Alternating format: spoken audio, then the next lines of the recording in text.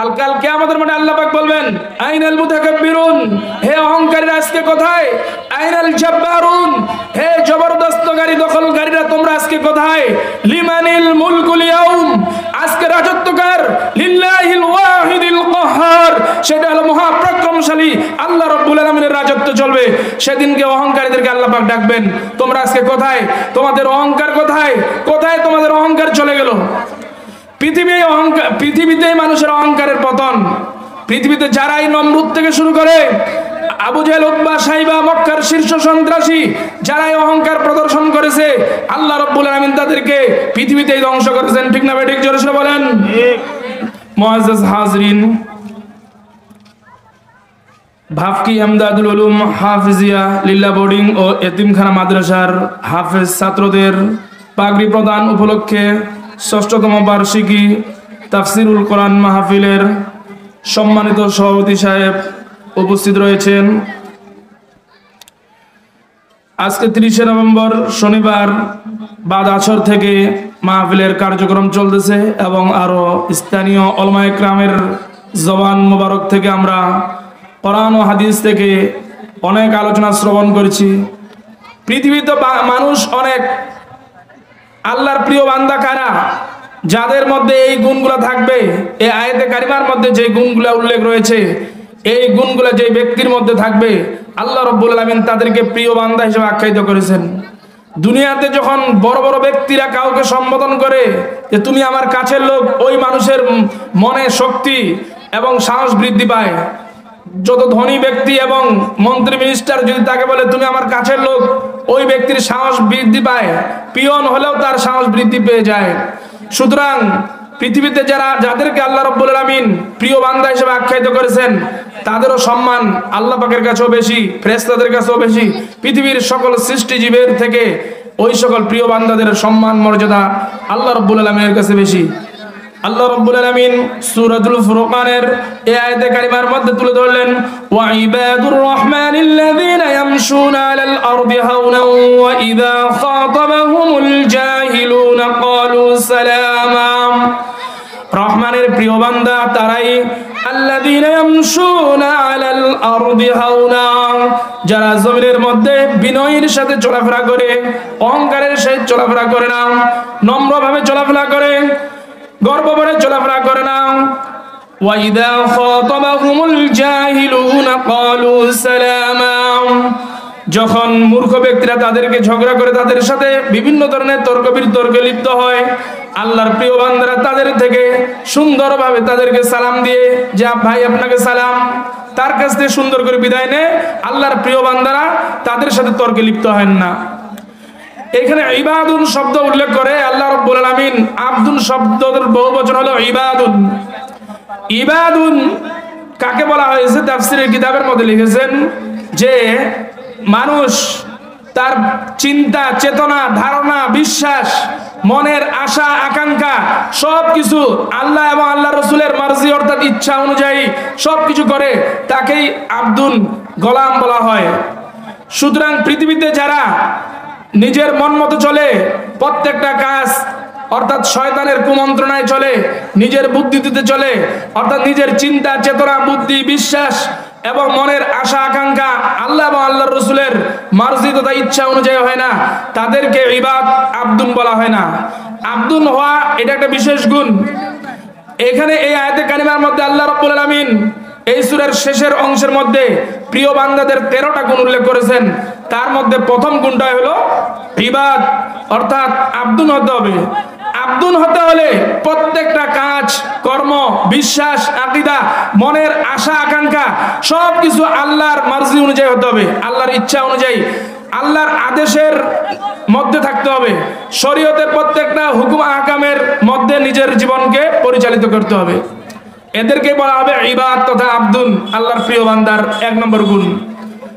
দ্বিতীয় নম্বর গুণ যে তারা যখন জমিনে চলবে অহংকারীদের মতো হাঁটবে না, তারা বিনয়ের সাথে মাথা নিচু করে, আবার এত নিচু নয় যে সামনে একটা অটো বা গাড়ি আসতেছে, ধাক্কা লেগে গিয়ে অ্যাক্সিডেন্ট হচ্ছে, স্বাভাবিক অর্থাৎ বুক টান টান করে এইভাবে হাঁটা যাবে না, এটা অহংকারীদের হাঁটার চলন।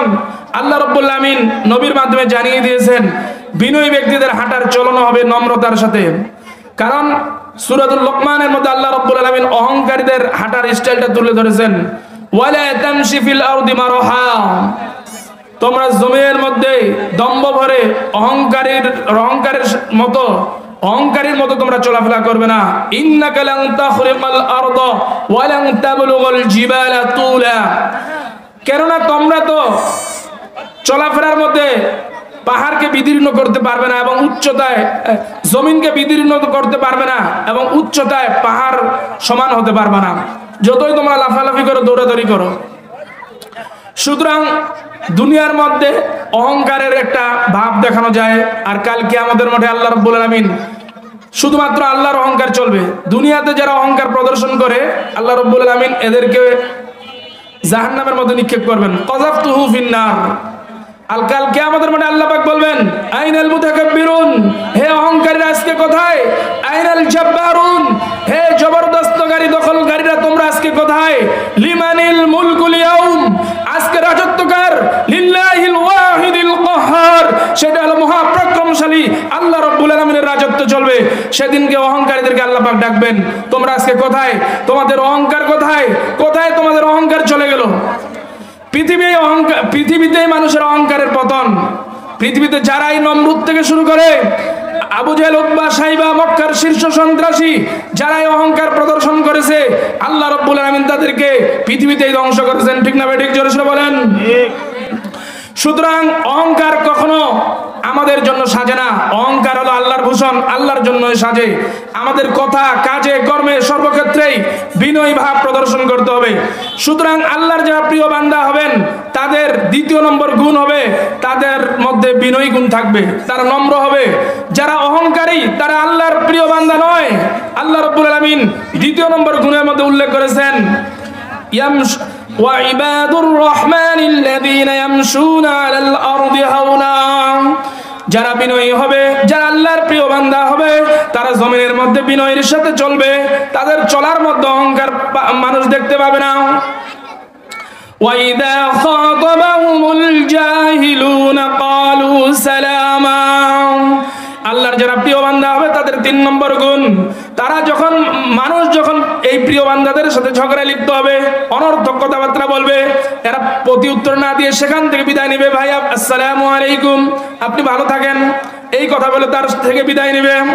ওয়াইদা খাতাবাহুমুল জাহিলুনা ক্বালু সালামা, আল্লাহ রাব্বুল আলামিন আল্লাহর প্রিয় বান্দাদের 4 নম্বর গুণ উল্লেখ করলেন, ওয়াল্লাযীনা ইয়াবিতুনা লিরাব্বিহিম সুজদান ওয়া কিয়ামা, আল্লাহর যারা প্রিয় বান্দা হবে তারা রাত্রি যাপন করবে আল্লাহ রাব্বুল তার মহান রবকে, প্রভুকে খুশি করার জন্য, সুজদান ওয়া কিয়ামা, রাতের বেলায় তাকে সিজদা অবস্থায় পাওয়া যাবে, নয়তোবা দণ্ডায়মান অবস্থায় আল্লাহর সাথে দিদার লাভ করবে।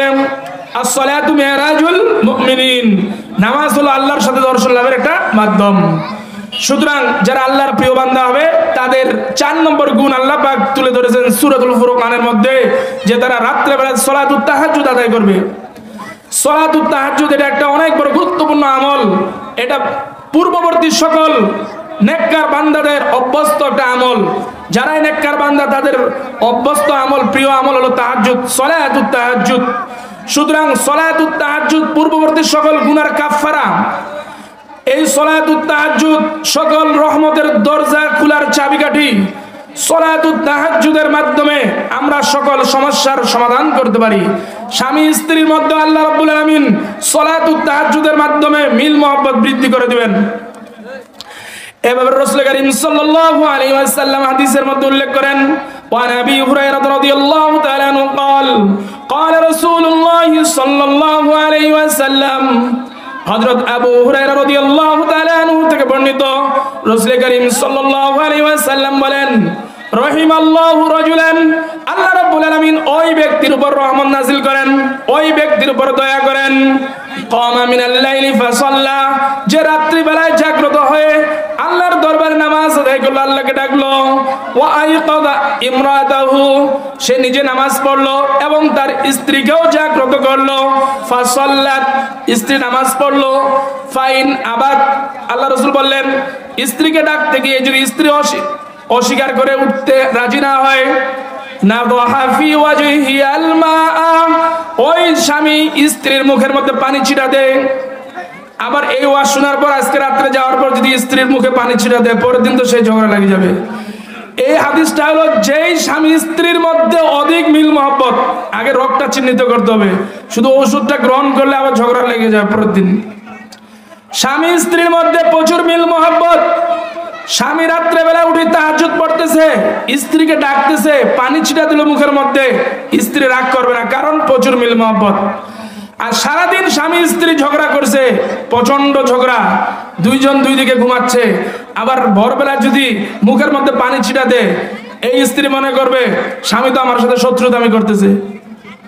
সুতরাং হাদিস এবং ওয়াজটা শুনি কোথায় কিভাবে প্রয়োগ করতে হবে এটা বুঝতে হবে। যে স্বামী স্ত্রীর মধ্যে মিল মহব্বত অধিক, তারা যদি রাত্রেবেলায় তাহাজ্জুদ আদায় করে, আল্লাহ রাসূল সাল্লাল্লাহু আলাইহি সাল্লাম বলেছেন স্ত্রীকে ডাকলো, স্ত্রী উঠতেছে না, স্ত্রীর মুখে পানি ছিটা দিল, তারপর স্ত্রী কি করলো? ফাসাল্লাত, নামাজ আদায় করলো। এই ব্যক্তির উপর আল্লাহ রাব্বুল আলামিন রহমত নাযিল করেন, দয়া করেন, তার সকল কিছু কার্যক্রম আল্লাহ পাক সমাধান করে দেন। তারপর রাসূল করিম সাল্লাল্লাহু আলাইহি ওয়াসাল্লাম বলেন রাহিমাল্লাহু ইমরাতান, রাহিমাল্লাহু, আল্লাহ রাব্বুল আলামিন ওই মহিলার উপর দয়া করেন। কামাত মিনাল লাইলি ফাসাল্লাত, যে ব্যক্তি রাত্রে বেলায় জাগ্রত হয়ে নামাজ আদায় করলো।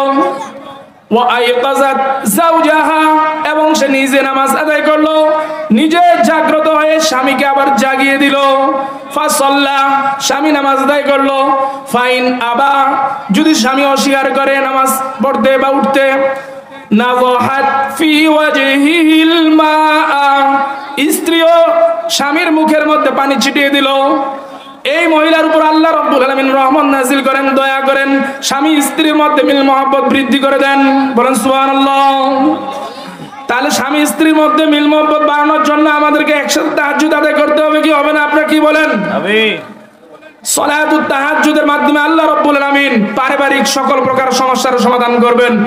কোনোদিন আপনার বাড়িতে ঝগড়া লাগবে না, কারণ শেষ রাত্রে আল্লাহ রাব্বুল আলামিন প্রথম আসমানে আসেন। ওই সময় আল্লাহর কাছে যা চায় বান্দাকে আল্লাহ পাক দেওয়ার জন্য প্রস্তুত আছেন। আলা আমি মুস্তাগফিরিন, এমন কোন ব্যক্তি রয়েছে আমার কাছে ক্ষমা চাইবে, আমি আল্লাহ রাব্বুল আলামিন ফাগফিরলা, তাকে ক্ষমা করে দেব। আলা আমি মুস্তারজিকিন, এমন কোন রিজিক অন্বেষণকারী ব্যক্তি রয়েছে যার বাড়িতে অভাব অনটন, আমার কাছে রিজিক চাইবে, ফারুজুকা, আমি আল্লাহ রাব্বুল আলামিন তার রিজিকের সকল প্রকার সমস্যার সমাধান করে দেব। এমন কোন ব্যক্তি রয়েছে বিপদগ্রস্ত, আমি আল্লাহর কাছে বিপদ থেকে উদ্ধারের জন্য মুক্তি চাইবে, আমি আল্লাহ রাব্বুল আলামিন তার সকল প্রকার বিপদ থেকে তাকে উদ্ধার করে দেব। বলেন সুবহানাল্লাহ। তাহলে সালাতুত তাহাজ্জুদের মাধ্যমে আল্লাহ রাব্বুল আলামিন আমাদেরকে সকল প্রকার সমস্যার কি করে দিবেন? সমাধান করে দিবেন। এবং সালাতুত তাহাজ্জুদের মাধ্যমে আমরা আল্লাহর অতি নিকটে পৌঁছে যাব। আল্লাহর কাছে আমরা যখন যেটা চাইবো আল্লাহ রাব্বুল আলামিন আমাদেরকে তখন সেইটা দান করবেন।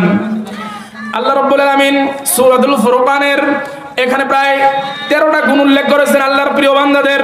4 নম্বর গুণ বললাম, যারা শেষ রাত্রে উঠে সালাতুত তাহাজ্জুদ আদায় করে, যারা আমরা সারাদিন পরিশ্রম করি, রাত্রে বেলায় উঠে আল্লাহর কাছে সিজদায় মাথা নত হতে পারি না, তাদের জন্য সুবর্ণ সুযোগ।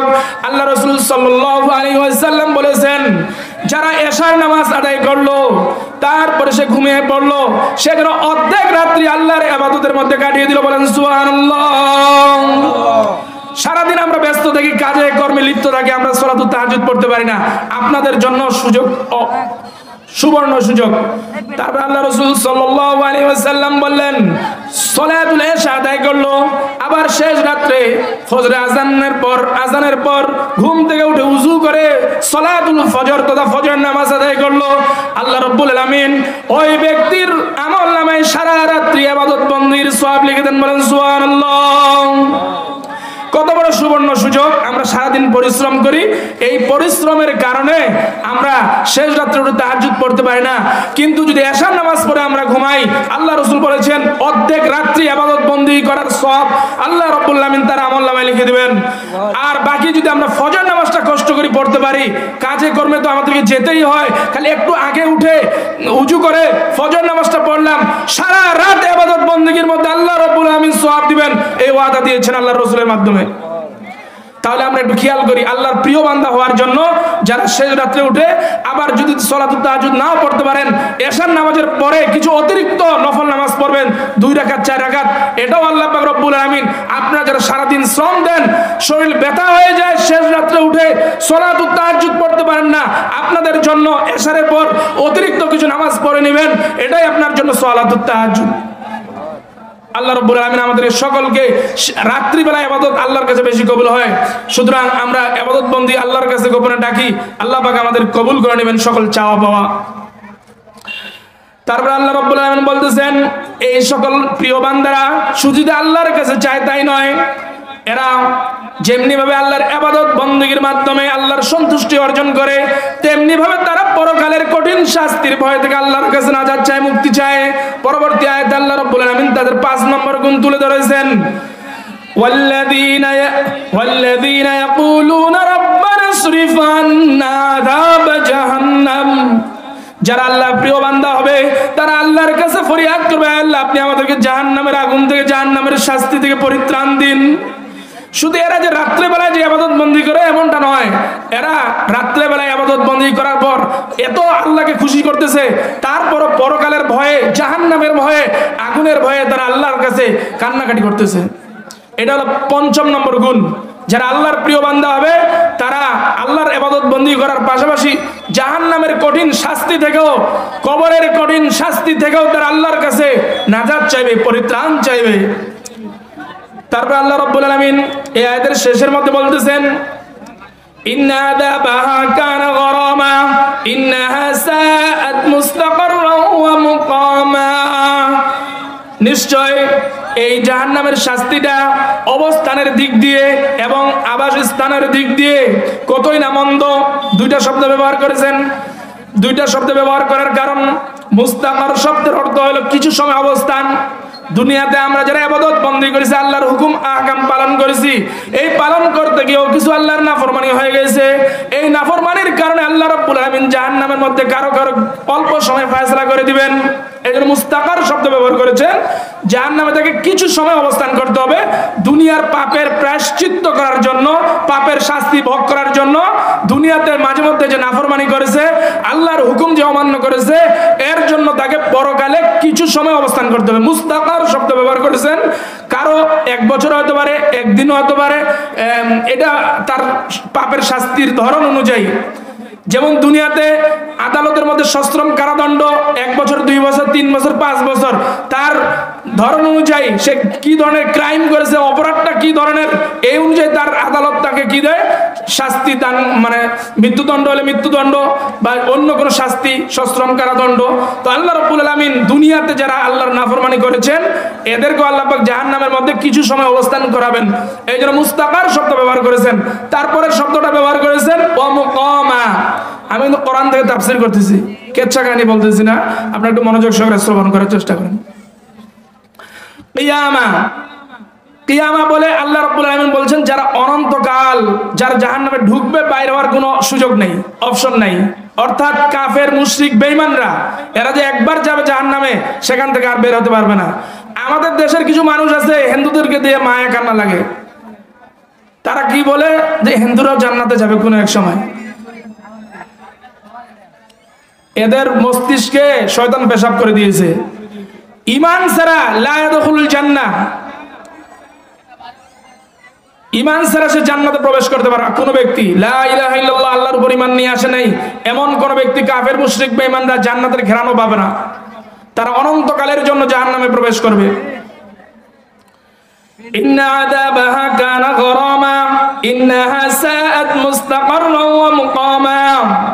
এটা হলো 6 নম্বর গুণ। 5 নম্বর শেষ হলো ওয়াল্লাযীনা ইযা আনফাকু লাম ইউসরিফু ওয়া লাম ইয়াকতুরু ওয়া কানা বাইনা যালিকা কাওয়ামা।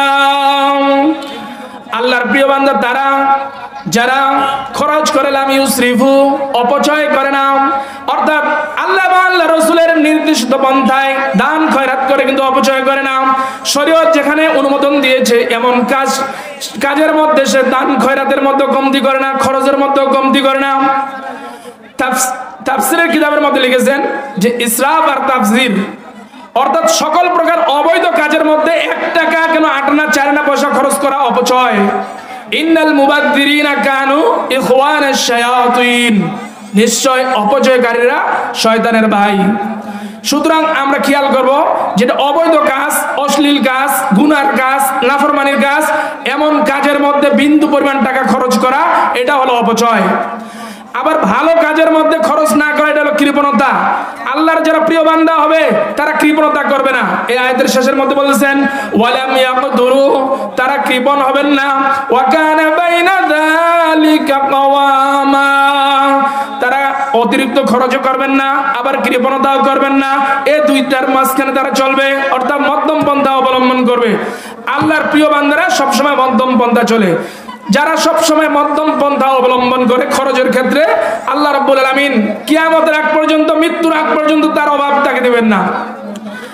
যাদের আয় ইনকাম থাকে বেশি ওই সময় দেখবেন কি পরিমাণ খরচ করে, খাওয়া দাওয়া অ্যাভেলেবেল চলে, আবার আয় ব্যয় শেষ দেখবেন লবণ ভাত খাই বসে আছে। ঠিক না ঠিক বলেন? এই জন্য যখন আয় ব্যয় ভালো থাকে হুঁশ রাখে খরচ করতে হবে মধ্যম পন্থায়। আবার আয় ভালো আছে, কিছু লোক রয়েছে কৃপণ, বখিল। বখিল মানুষ জান্নাতে যাবে না। বখিল আর বুয়াদ জাহিদ বাহরবার বেহেশতি নাবাশাত বা হুকমে খবর।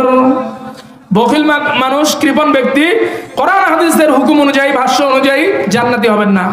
এই জন্য কৃপণতাও করা যাবে না। সংসারের মধ্যে প্রয়োজন অনুযায়ী খরচ করতে হবে।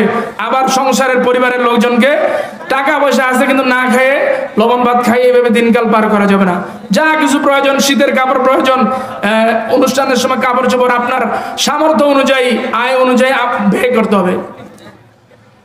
আল্লাহ রাব্বুল আলামিন প্রিয় বান্দাদের গুণগুলো উল্লেখ করতেছেন। যারা আল্লাহর প্রিয় বান্দা হবেন তারা অপচয় করবে না। প্রচুর আয় হয়েছে কিন্তু অপচয় করতেছে না। আবার তারা ব্যয়ের ক্ষেত্রেও কৃপণতাও করবে না। ওয়াল্লাযীনা লা ইয়াদউনা মা'আল্লাহি ইলাহান আখার। এরপর আল্লাহ রাব্বুল আলামিন আল্লাহর প্রিয় বান্দাদের গুণ উল্লেখ করতেছেন। আল্লাহর যারা প্রিয় বান্দা হবেন তারা আল্লাহর সাথে অন্য কাউকে অংশীদার স্থাপন করবেন না, শিরিক করবেন না। ইলাহান আখার, অন্য উপাস্য গ্রহণ করবেন না। অন্য উপাস্যর ব্যাখ্যা দিই। অন্য উপাস্য আমরা কত ক্ষেত্রে শিরিক করি। আমাদের একটা সন্তান হওয়ার ক্ষেত্রেও আমরা কিন্তু আল্লাহর কাছে না চাই, পৃথিবীর কত কিছুর কাছে চাই, আপনারা ভালো করে জানেন। যারা আল্লাহকে বাদ দিয়ে অন্য কারো কাছে চায়, সন্তান দেওয়ার মালিক একমাত্র আল্লাহ রাব্বুল আলামিন। ঠিক না ঠিক বলেন? পৃথিবীতে আল্লাহর কাছে সন্তান না চায় যদি কোনো পৃথিবীর সৃষ্টিজীবের কাছে চাওয়া হয়, কবিরাজের কাছে চাওয়া হয়, অমুকের কাছে চাওয়া হয়, কবিরাজের শক্তি নাই, ক্ষমতা নাই একটা সন্তান দেওয়া। ঠিক না ঠিক? সুতরাং এরা শিরিক করে। আর যারা শিরিক করবে, ইন্না শিরকা লা যুলমুন আযীম, শিরিক হলো মহা অপরাধ, অনেক বড় অপরাধ, অনেক বড় গুনাহ। লাইন আশরাকতা লা ইয়াহবাতান্না আমালুকা, শিরিকের কারণে আল্লাহ রাব্বুল আলামিন পূর্ববর্তী সকল আমলগুলোকে বরবাদ করে দেন। শুধু তাই নয়, আমরা সন্তানের ক্ষেত্রে শুধু নয়, কথা কাজে কর্মে কি পরিমাণ যে আমাদের শিরিক হচ্ছে তার কোনো হিসাব নাই। আল্লাহর যারা প্রিয় বান্দা হবেন তাদের শিরিক তারা করবে না। তারা আল্লাহর সাথে অন্য কাউকে অংশীদার স্থাপন করবেন না।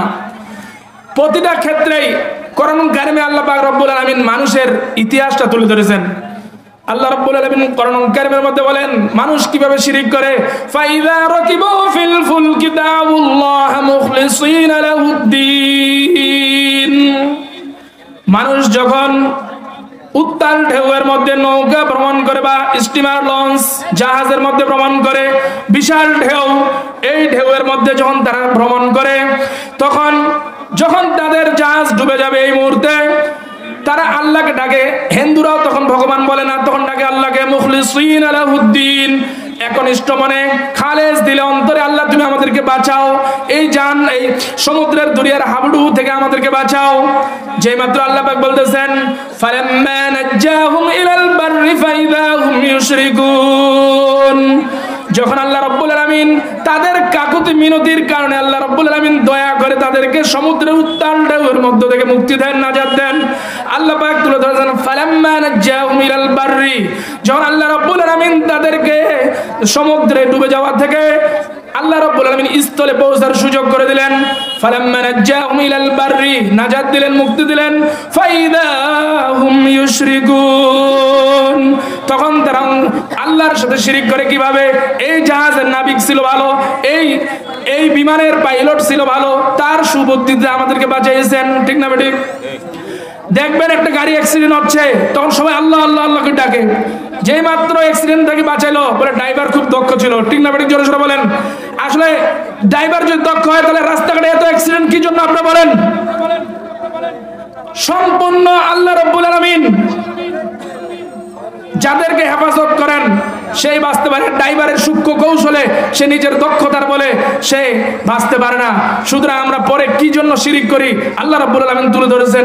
যেই সময় উত্তাল ঢেউ, যারা আপনার সমুদ্র সৈকত ভ্রমণ করেছেন দেখেছেন কি বড় বড় ঢেউ, জাহাজ, স্টিমার, লঞ্চ এগুলো কিভাবে ডুবাই দেয়। সেই মুহূর্তে হিন্দু, খ্রিস্টান, বৌদ্ধ, নাস্তিক, বেঈমান সকলেই এক বাক্যে আল্লাহকে ডাকে, আল্লাহ ভগবান বলে না, আল্লাহ এই ঢেউয়ের মধ্যে থেকে আমাদেরকে বাঁচাও।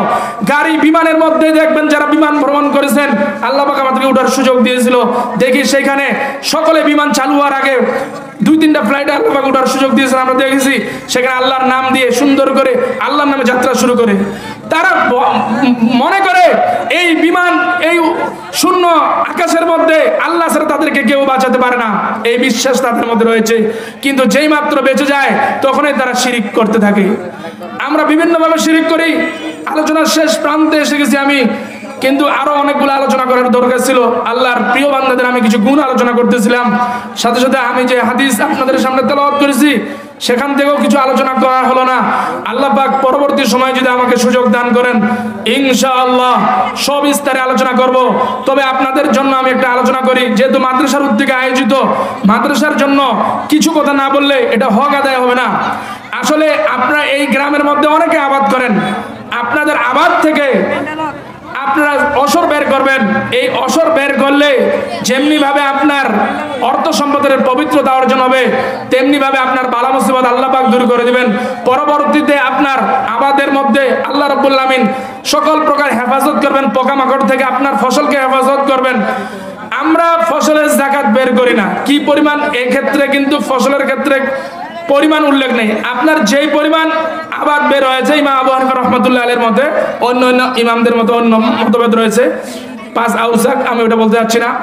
আমাদের কথা হলো হানাফি মাযহাবের মতে আমাদের উৎপন্ন ফসলের আপনার যতটুকু উৎপন্ন হবে, যতটুকু প্রশ্ন আর উপরে যতগুলা হবে, যদি সেগুলো আসমানের পানিতে যদি আবাদ হয় তাহলে ওসর 10 ভাগের 1 ভাগ। যদি আপনার সেচের মাধ্যমে যদি উৎপন্ন হয় তাহলে আপনাকে নিসফ ওসর দিতে হবে, অর্থাৎ 20 ভাগের 1 ভাগ। এটা যদি পার্সেন্টেজে নেন তাহলে হলো আকাশের পানিতে উৎপন্ন হলে 10%, 100 ভাগের 10 ভাগ। আর যদি আপনার সেচের মাধ্যমে হয়, মেশিনের মাধ্যমে হয়, তাহলে দিতে হবে 5%। জিনিসটা বুঝেন, 100 ভাগের 5 ভাগ, 5%। পার্সেন্ট দিকেও আমি বুঝাই দিলাম। এইগুলো আপনি কিভাবে হিসাব করবেন? আপনাকে সার, বীজ এবং কৃষি কাজের ক্ষেত্রে যত আপনার কৃষকের খরচ, এগুলো বাদ দেওয়া যাবে না। এগুলো সর্বপ্রথম যেখানে মাড়াই করবেন সেখান থেকে আপনাকে আগে নিসফ ওসর বা ওসর আদায় করবেন, তারপরে অন্যান্য হিসাব করবেন। যে আপনার ধান মাড়াই করতে মেশিনের খরচ যাবতীয় এগুলো বাদ দেওয়ার পর ওসর বাড়ি করতে হবে এমনটা নয়। সুতরাং ওসরের ক্ষেত্রে আমাদের খেয়াল রাখতে হবে, মাড়াই করার পর ওয়াতু হাক্কাহু ইয়াউমা হাসাদি, ফসল মাড়াইয়ের দিন ফসলের যাকাত দেওয়ার জন্য আল্লাহ রাসূল সাল্লাল্লাহু আলাইহি সাল্লাম, আল্লাহ পাক আল্লাহর রাসূলের উপর আয়াত অবতীর্ণ করেছেন। এটা আমাদেরকে দিতে হবে। এই পণ্যটা যদি আমরা বাড়িতে নিয়ে যাই তাহলে এটা আমরা হারাম জিনিস নিয়ে গেলাম। সুতরাং ওসরের জিনিসগুলো আমরা বাইর করি না, এগুলোকে আমরা অবহেলা করে হারাম জিনিস আমরা ভক্ষণ করতে করতেছি, যারা অসর আমরা বাইর করতেছি না, এই অসরগুলো বের করার পর আপনার মাদ্রাসার মধ্যে দিবেন। মাদ্রাসার বোর্ডিং এর মধ্যে এতিম ছাত্ররা খাওয়া দাওয়া করে, তাদের বোর্ডিং চালানোর ক্ষেত্রে সহজ হবে। আর মাদ্রাসার ছাত্ররা আপনাদের জন্য দোয়া করবে, আপনাদের ফসলাদির মধ্যে আল্লাহ রাব্বুল আলামিন বারাকা দান করবেন, বরকত দান করবেন। যদি আপনারা অসর না বের করেন তাহলে আল্লাহ পাক আল্লাহ রাসূলের মাধ্যমে জানিয়ে দিয়েছেন। হাদিসটা বলে আমি শেষ করে দেব। মেহমান উপস্থিত রয়েছেন। قال رسول الله صلى الله عليه وسلم, আল্লাহ রাসূল সাল্লাল্লাহু আলাইহি ওয়াসাল্লাম বলেছেন, মান আতাহু আল্লাহু মালান, আল্লাহ রাব্বুল আলামিন যাকে অর্থ সম্পদ দিলেন, মাল দিলেন, ফালাম ইউআদ্দি যাকাতাহু, সে তার যাকাত আদায় করলো না, ওশর আদায় করলো না, মুসিলা লাহু ইয়াউমাল কিয়ামাতি শুজাআন আকরা, আল্লাহ রাব্বুল আলামিন এই ওশরের ফসলগুলোকে আল্লাহ রাব্বুল আলামিন কাল কিয়ামতের মাঠে 20 দর সাপে পরিণত করে তার গলার মধ্যে পেঁচিয়ে দিবেন। সুম্মা ইয়াহুদু বিল হিজমাতাইহি ফায়াকুল আনা মালুকা ওয়া আনা কানজুকা, তার এই যাকাতের ফসলগুলো তাকে বলবে, আমি তোমার যাকাতের ফসল, আমি তোমার যাকাত, আমাকে তুমি দাও নাই, এগুলো আল্লাহ পাক আজকে আমাকে 20 দর সাপে পরিণত করে তোমার গলার মধ্যে পেঁচিয়ে দিয়েছেন। আর বলবে আনা মালুকা ওয়া আনা কানজুকা, আমি হলাম তোমার জমাকৃত সকল অর্থ সম্পদ, ব্যাংক ব্যালেন্স, ডিভিএস এবং অসরের পণ্যগুলো তুমি দাও নাই, অবহেলা করেছো, আজকে আমাকে 20 দর সাপ। চিন্তা করেন কত ভয়ানক হাদিস। আমরা যদি এগুলো আদায় না করি, কি অল্প একটু অসর বের করলে কি এসে যাবে, আপনার কি বলবেন ক্ষতি হবে। আল্লাহ পাক রোগ বালা মুসিবত দূর করে দিবেন, আপনার বাড়িতে বিপদ আপদ আল্লাহ পাক দিবেন না। এখন থেকে আপনি অসর বের করা শুরু করে দেন, সামনে ফসলের উৎপন্ন দেখবেন কি পরিমাণ উন্নতি আল্লাহ পাক দিচ্ছেন। আপনার ব্যয়ের খাত কমাই দিবেন, ঘন ঘন হাসপাতালে যাইতে হবে না, অ্যাক্সিডেন্ট দুর্ঘটনা থেকে আল্লাহ পাক হেফাজত করবেন। আমি আরেকটা জিনিস হাদিস আয়াত পাঠ করেছি, এটা না বললে নয় যুবক ভাইদের উদ্দেশ্যে। যে হাদিসটা পাঠ করেছে মুআজ রাদিয়াল্লাহু তাআলা আনহু থেকে, যে উনি বলছেন আমাকে রাসূলুল্লাহ সাল্লাল্লাহু আলাইহি সাল্লাম 10টা নসিহত করেছেন, তার মধ্যে ওয়ালা তাশরাবান্না খামারান, শরাব পান করিও না, হে মুআজ তুমি শরাব পান করিও না, ফাইন্নাহু রাসু কুল্লি ফাহিশা, কেননা শরাব হলো প্রত্যেকটা গুনাহের উৎস। এই মদ পান করার কারণে যত প্রকার অ্যাক্সিডেন্ট ড্রাইভাররা করে, ঠিক না ঠিক বলেন? এই শরাব, মদ, গাঞ্জা, ফেনসিডিল খাওয়ার পর যত স্বামী স্ত্রীর মধ্যে ভাঙ্গন তৈরি হয়েছে, ডিভোর্স হয়েছে এই মদের কারণে, ঠিক না বেঠিক? যদি মেয়েদেরকে জিজ্ঞাসা করা হয় তোমার ডিভোর্স কি জন্য হয়েছে, সে উত্তর দেয় আমার স্বামী রাতের বেলায় মদ গাঞ্জা জুয়া খেয়ে আসার পর আমাকে মারধর করে। সুতরাং এই মদের কারণে আজকে নারী জাতি কলঙ্কিত, নির্যাতনের শিকার। সুতরাং এই মদের ভয়াবহ সবল থেকে আমাদের যুব সমাজকে বেঁচে থাকতে হবে। যারা এই মদ জুয়া ফেনসিডিল এগুলা খাবে, কুল্লু মুস্কিরিন হারামুন কুল্লু মুস্কিরিন খামারুন, প্রত্যেক নেশা জাতীয় জিনিস হলো খামার, মদ। আর কুল্লু মুস্কিরিন হারাম, প্রত্যেক নেশা জাতীয় জিনিস হারাম। যারা এই হারাম জিনিস পান করবে কাল কিয়ামতের মাঠে জাহান্নামীদের রক্ত পুঁজগুলো তাকে পান করতে দেওয়া হবে, বলে নাউজুবিল্লাহ। যারা নিজে পান করবে এবং ছোট ছোট যুবকদেরকে পান করানোর জন্য উৎসাহ করবে, আল্লাহ রাসূল জানিয়ে দিয়েছেন এই যে ছোট ছোট ছেলেদেরকে তারা সেবক মদ সেবনে তারা উৎসাহিত করলো, এদেরকে অবশ্যই অবশ্যই যারা উৎসাহিত করলো এদেরকে জাহান্নামীদের রক্তপুঞ্জগুলো কাল কিয়ামতের মাঠে পান করতে দেওয়া হবে। ধূমপান সিগারেট হলো এটাও হারাম। কি জন্য? ধূমপানের মধ্যে লেখা আছে ধূমপান মৃত্যু ঘটায়, ঠিক না বেঠিক? প্রত্যেক যে জিনিসগুলো মৃত্যু ঘটায় এগুলো হারাম। কারণ সূরা বাকারার মধ্যে আল্লাহ পাক বলেছেন ওয়ালা তুলকু বিআইদিকুম ইলা তাহলুকা, তোমরা তোমাদেরকে নিজেদেরকে ধ্বংসের দিকে ঠেলে দিও না। সুতরাং ধূমপান হলো হারাম, ধূমপান নিষেধ। এই ধূমপান খাওয়ার কারণে আপনার স্ত্রী আপনাকে দেখতে পারে না। আমি যেমনি ভাবে আপনার হিতাকাঙ্ক্ষী হয়ে কথাগুলো বলতেছি, আপনার স্ত্রীও আপনার হিতাকাঙ্ক্ষী, আপনার মা আপনার হিতাকাঙ্ক্ষী, আপনার পিতা আপনার হিতাকাঙ্ক্ষী। এরা চায় না আপনি ধূমপান করেন, কারণ ধূমপান মুখের মধ্যে দুর্গন্ধ ছড়ায়, নেশা মুখের মধ্যে দুর্গন্ধ ছড়ায়। সুতরাং ধূমপান এবং নেশা থেকে বিরত থাকলে আমরা জাতি আমাকে ভালোবাসবে, আপনাকে ভালোবাসবে, সবাইকে ভালোবাসবে। এই জন্য আমাদের সমাজ থেকে ধূমপান থেকে শুরু করে নেশা থেকে শুরু করে সকল প্রকার নেশা বর্জন করতে হবে, ঠিক না বেঠিক বলেন? যদি আমরা নেশামুক্ত সমাজ গড়তে পারি তাহলে আমাদের সমাজটা হবে সোনালী সমাজ, আমাদের যুবকরা হবে সোনালী যুবক। এই যুবকদের সবাই গ্রহণ করবে, কারণ নেশা যারা পান করে এদেরকে কোনো মেয়েও পছন্দ করে না, ঠিক না বেঠিক? আলোচনা অনেক ছিল, আপনি নেশাখোর ভাই আমার উপর রাগ করলো, মা বোনরা খুশি হচ্ছেন, কারণ মা বোনরাও চায় না আপনারা নেশা করেন, ঠিক না?